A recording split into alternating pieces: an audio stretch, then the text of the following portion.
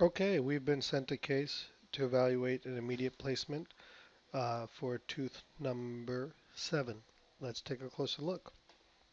So, the first thing that I see here when I look at these clays is more aesthetically. Are we going to maintain these gaps? Aesthetically, I would imagine so in this particular case. And then the bigger question to me is, um, have we designed the tooth in the right position? In other words, so are we designing this in the right spot? So, does are we closing the mesial gap? Are we closing the distal gap? And I just don't know this information, and I'm not saying this is incorrect, but these are things that we have to think about. So we'll go on the assumption that this design is where we want the final crown to be. Because if the crown needs to be more mesial, then we're going to be in the distal half of the crown. If the crown needs to be more distal, then we're going to be in the mesial half of the crown. And and the other thing to look at is how we're going to do anything else on these other teeth, or are we going to do it, and how does that affect our restorative plan here? So, based on this, my guess is this is a person has a lot of bone here. So, in this particular case, this plan is pretty well done. The only thing I would consider here is sorry, I shouldn't say the only thing. One thing I would consider here is going to a larger implant, simply because A, we have the space. And then, here we're going to get a little close based on this plan, even based on the original plan.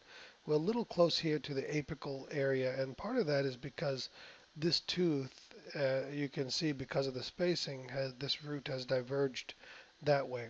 So to fix that, we'll simply go like so. Okay, now we'll follow the root a little bit better, and then we can still go to a 4.3, no issue there, and then we can adjust to get into the middle a little bit easy. So now we have the implant, a little more centered in terms of being away from the adjacent teeth, and I like that about right there.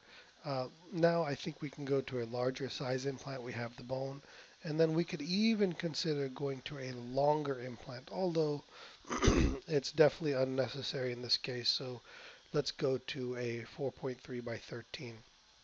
The next thing, and we've made an effort, rightfully so in this particular case, to um,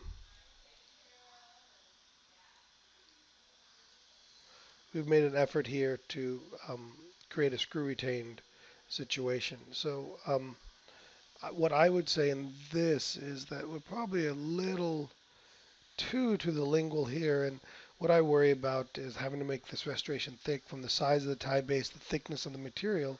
So what I would probably want to do in this particular situation is just cheat a little bit like so to the buckle. And now, we're still screw retained, but yet we still have a little bit of space there for thickness of material. So it'll support the porcelain a little bit better that way. And bone level wise, I think we're good here. One concern I have is I don't know how the tissue will heal here.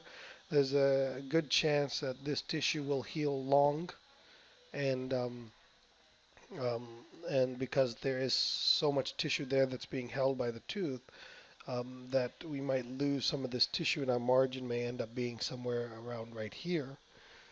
So, just be prepared for that. Other than that, I think we're in pretty good shape here, and I think our plan is now pretty well centered, and supporting everything very nicely. Maybe just a little bit of a tilt there. So hopefully this has been helpful. Thank you for sending the case, and I look forward to great results.